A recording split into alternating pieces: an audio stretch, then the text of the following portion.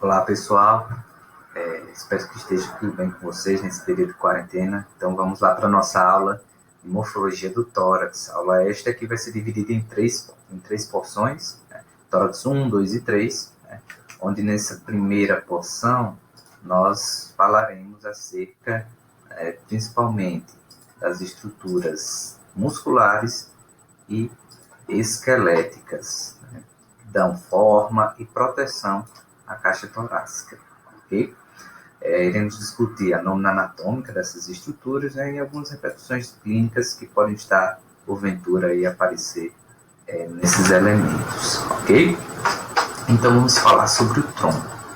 O tronco está dividido na sua porção anterior e posterior.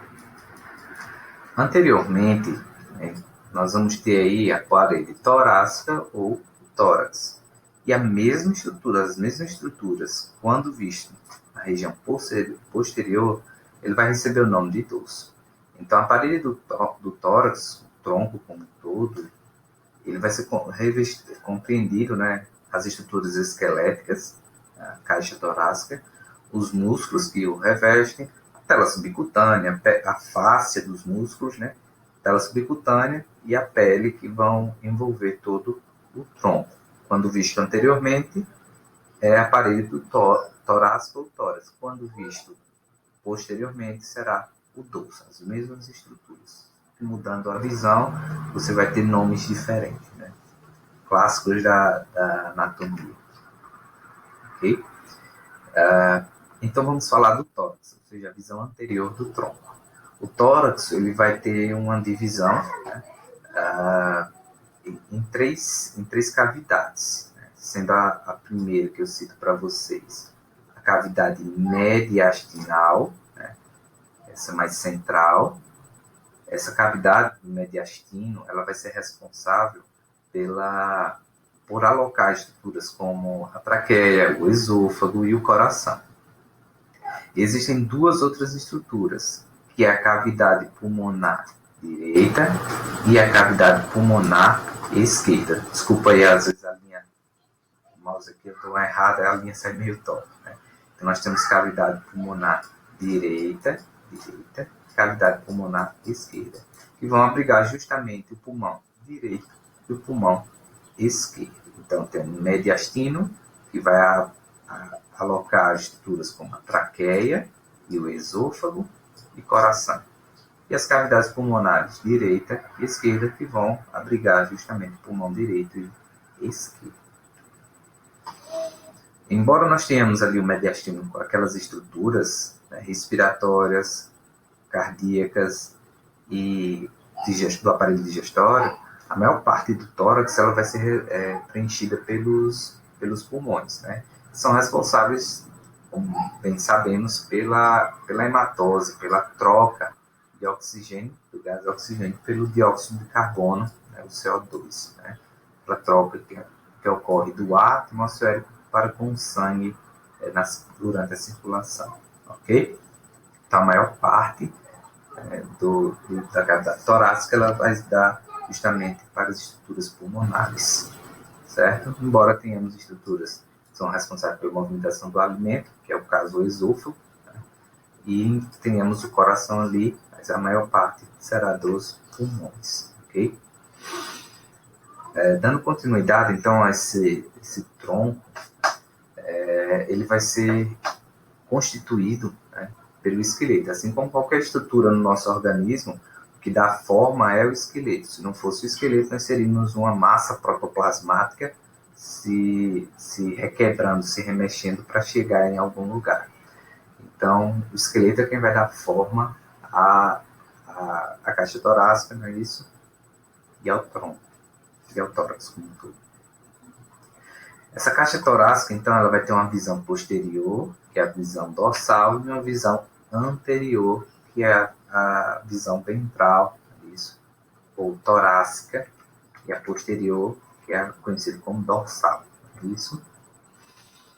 Ele vai ser constituído dorsalmente pelas vértebras, que compõem a coluna torácica. São vértebras que vai de T1 a T12, tem características distintas que nós discutiremos mais adiante. Vai ser constituída, além das vértebras, deixa eu marcar aqui para vocês, vai ser constituída ainda pelas costelas. As costelas, elas vão dar forma, elas possuem uma forma distinta, né, que caracterizam a forma da caixa torácica e do gradil costal.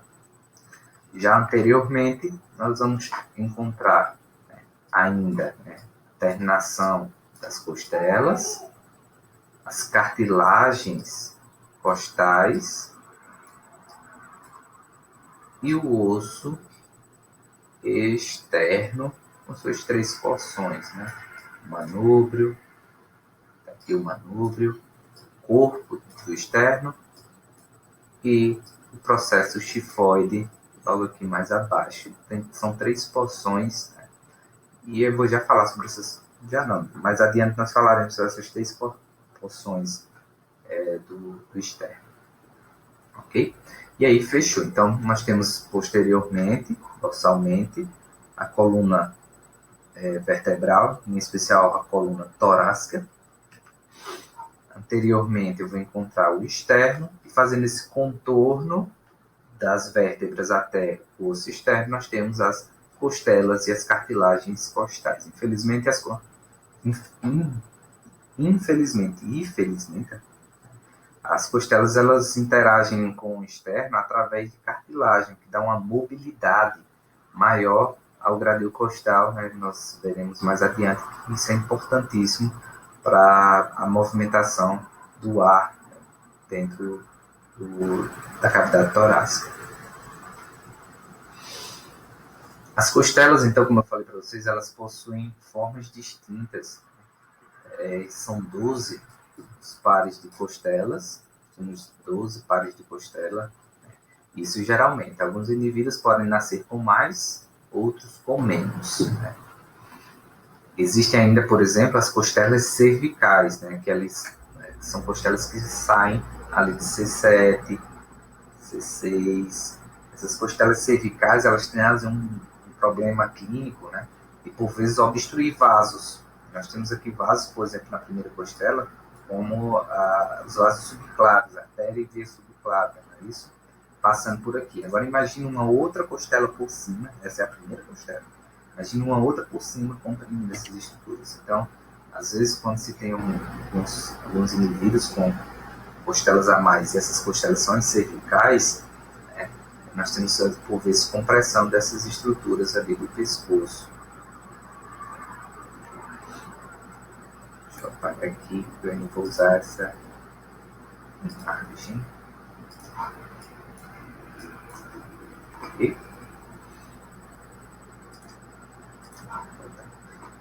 Então são 12 os pares de costelas, sendo que existem umas costelas atípicas. No caso, são as 2 primeiras costelas, elas são atípicas, junto também com as 2 últimas costelas, elas que são as costelas flutuantes. Elas também são costelas atípicas, ou seja, elas não seguem a forma comum das costelas, que é a de possuir uma cabeça, um colo, tubérculo, corpo e a extremidade costal, que vai relacionar-se com as cartilagens costais, né? Então essa é a topografia normal de uma costela. Isso, corpo, colo, tubérculo, cabeça, colo, tubérculo e, finalmente, o corpo. São características normais de uma costela. Já a primeira e a segunda, e as 2 últimas, elas têm algumas alterações, né, anatômicas, porque devido, né, à sua relação com outras estruturas próximas, né? A exemplo, a primeira costela ela vai possuir sulcos, né, da artéria subclávia e da veia subclávia. Então já é um diferencial exclusivo para esta costela. Além disso, A primeira costela, ela ainda vai ter o seu tubérculo, né? Um diferencial, porque ela vai relacionar-se com os processos transversos da T1, né?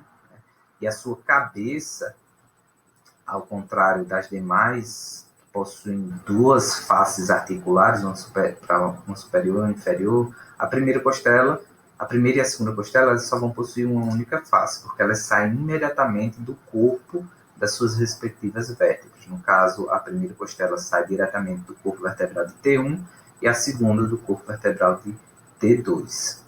Ok?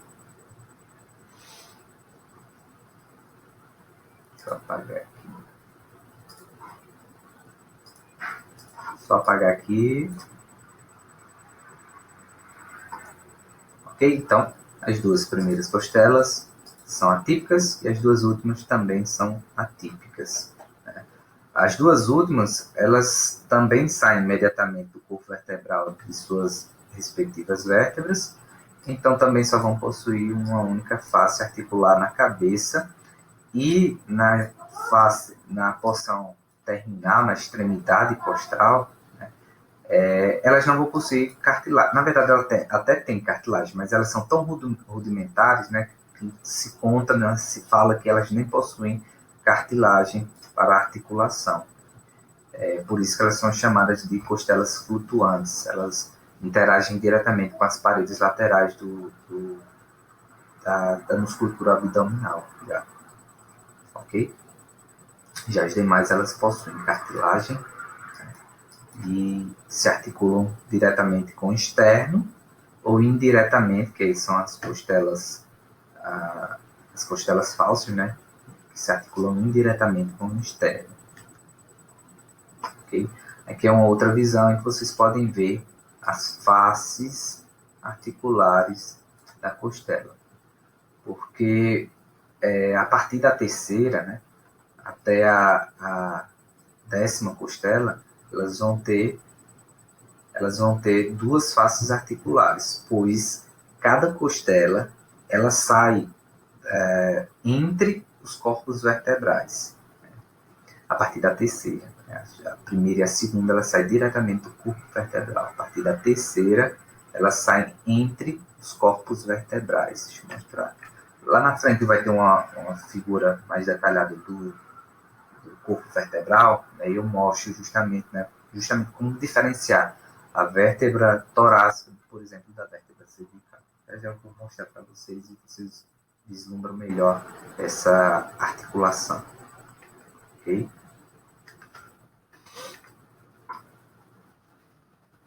Então, a coluna, ela trata-se da base de sustentação do tronco. Na sua porção antero-superior, nós temos o tórax. Né? E na sua porção antero e inferior, nós temos o abdômen. E na porção posterior, seja ela superior ou inferior, nós temos todo o dorso. Só mais frisando mais aquela divisão anatômica regional. Ok? Essa coluna, então, ela vai ser constituída de 33 vértebras, sendo 7 cervicais, 12 torácicas, 5 lombares e 5 sacrais e 4 ou 5, em alguns indivíduos, coxígeas. Geralmente é 4 coxígeas. E aí, interessante para nós é falarmos sobre a coluna torácica, a vértebra torácica, já que é ela que vai construir, fazer parte do nosso gradil costal. Ok? Então, só relembrando, o diferencial das vértebras cervicais, que nós vimos lá no estudo de pescoço, é principalmente o forame transverso. É isso que está nos processos transversos, e ele é responsável pela passagem de vasos como a artéria vertebral e a veia vertebral. Bem descrito aqui, né? Artéria vertebral subindo, ascendendo até a base do crânio, onde irá se anastomosar com a carótida interna na formação do polígono de Willis. Essa é a vértebra cervical. Já a vértebra torácica, vocês perceberem, os processos transversos da vértebra torácica, eles não vão ter forame transverso, né? Mas ela vai ter um diferencial, que são as faces articulares costais. O processo transverso de uma vértebra torácica, está aqui o processo transverso, ele possui, ao finalzinho, uma porção articular, que é justamente para articular com a costela. Se você perceber aqui, ó, a costela, nessa imagem, a costela, ela não está diretamente saindo de um corpo vertebral, de um único corpo vertebral. Ela está saindo entre os corpos vertebrais, ó. Então, um único corpo vertebral, ele vai possuir uma faceta articular superior e uma faceta articular inferior, né? Face costal superior e face costal inferior, né? E os processos transversos vão ter as faces também faces costais, né? Isso de cada lado, porque quando ela sai, a costela ela dá uma passada, né, por esse processo transverso, como vocês podem ver aqui nesta imagem, ok? Então, a partir da terceira costela, essa costela ela vai sair, né, entre os corpos vertebrais. A primeira e segunda saem imediatamente do seu corpo, né, e as duas últimas costelas, a 11ª e a 12ª. Ok? Então, essas costelas, elas têm a origem lá na coluna vertebral, fazem uma conversão, isso, anterolateral, e seguem em direção ao externo. Mas elas não se articulam diretamente com o externo, elas se articulam através da cartilagem costal. É isso que eu vou mostrar para vocês aqui, ó. Então, se vocês perceberem, nós temos aqui, ó, as cartilagens costais. Certo? E desde a primeira até a 7ª vértebra, né, que são conhecidas como vértebras costelas, verdade? Da primeira costela até a 7ª, né, nós temos aí as costelas verdadeiras, né, pois elas se articulam diretamente, cada uma delas tem sua cartilagem para se articular com o osso externo. Por isso elas são chamadas de costelas verdadeiras. Já a 8ª, a 9ª e a 10ª, elas são conhecidas como costelas falsas, pois elas se escoram principalmente na cartilagem da 7ª costela. Então, todas as outras, olha, elas não estão diretamente ligadas ao externo, elas estão ligadas a cartilagens que vão em direção à da 7ª costela, tá? Que é da 7ª. E, finalmente, elas ascendem e chegam ao externo. Então, por isso que elas são chamadas de costelas falsas, né? Porque elas não têm uma ligação verdadeira, igualmente muitas amiguinhas aí, né, e amigos que nós temos aí que não tem uma ligação verdadeira, direta, então são falsos. Do mesmo modo são as costelas falsas. Elas se sustentam na cartilagem costal da 7ª costela. E as outras são chamadas de flutuantes porque, justamente, como eu falei para vocês, a cartilagem costal delas é tão primitiva, que é praticamente inexistente. Por vezes nem é considerado que possui cartilagem. Tortório, por exemplo, ele disse que não possui cartilagem, né? Aí o Moore ele já traz uma cartilagem primitiva. Né? De fato é que não há nenhuma ligação, por isso elas recebem o nome de costelas flutuantes. Elas se ligam à fáscia da musculatura abdominal lateral. Okay? E aí, falando um pouco mais sobre o externo. O externo ele está anteriormente, né, às vísceras cardíacas, às vísceras respiratórias. Tanto é que a famosa bifurcação carina ou a bifurcação traqueal, ela vai acontecer justamente no ângulo external. É isso. Então, a bifurcação da carina ela vai estar acontecendo no ângulo external, que é justamente ali por trás do manúbrio do externo. Então, nós vamos encontrar a bifurcação traqueal, conhecida também pelo epônimo bifurcação carina. Isso, carina. Esse externo, pessoal, ele é dividido em 3 porções. Deixa eu apagar aqui. Ele vai ser dividido em 3 porções. A porção do manúbrio, okay? O corpo do externo e o processo chifóide. Né? Essa estrutura, o osso externo, se vocês perceberem, então são 3 porções. Isso no adulto, no adulto jovem, até ele chegar ali por volta da meia-idade, que é por volta dos 35 anos de idade, né?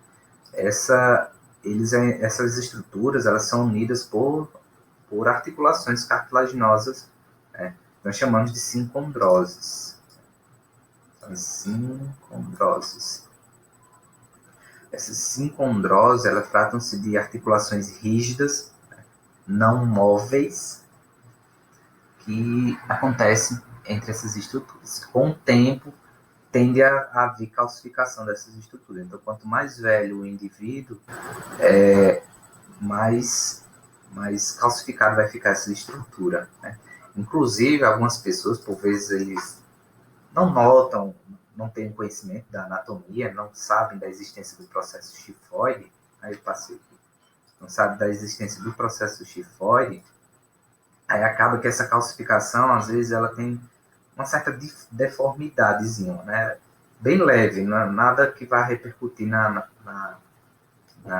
fisiologia do indivíduo, mas que aí ele sente aquela calcificação, né? Parecendo um cisto, algo para ele, que aí eles correm com medo pensando que isso é um câncer, um tumor, alguma coisa, mas na verdade trata só da calcificação, né, do processo chifóide em relação ao corpo. Para finalizar sobre a caixa torácica, quero falar sobre as aberturas do tórax. As aberturas do tórax, vou apagar aqui, quando eu falei sobre cartilagem, são duas aberturas de tórax. Nós temos uma abertura superior e uma inferiormente. Superiormente, nós temos aí uma delimitação dada pelas vértebras, pela primeira costela e sua cartilagem e pelo manúbrio. Então, pela vértebra T1, pela primeira costela e sua cartilagem costal e pelo corpo do manúbrio. Essa, então, é a abertura superior do tórax. A outra abertura que nós temos inferiormente, ela vai ser dada pela 10ª costela, a cartilagem costal, até contornar e chegar na vértebra respectiva. Isso será entre T10 e T11. Ok? Então, aí nós vamos ter a abertura superior e a abertura inferior do tórax, ou seja, para ter acesso ao tórax, você tem que ultrapassar esses limites. Né? Salvo em cirurgias, que aí nós fazemos outros tipos de acesso, pode ser o acesso external, o acesso anterior, que vem aqui próximo da cartilagem costal, e o acesso posterior, que aí vai ter que cruzar uma costela realmente para você ter acesso às porções torácicas. Né? Por exemplo, em cirurgia de transplante, ressecção de tumores, se faz esses acessos. A external é mais cardíaca, né? Quando você tem alguma afecção cardíaca. Né? Aí, graças a essa mobilidade que nós temos, as costelas são muito móveis, né? Então, graças a essa mobilidade, fazer essa esternotomia dá uma ampla visão da área cardíaca. Tem poucas repercussões. Ok? Bem, nós vamos agora falar sobre a região muscular. Eu vou dar um corte agora no vídeo, para não ficar muito grande, e aí eu volto novamente falando sobre essa porção muscular.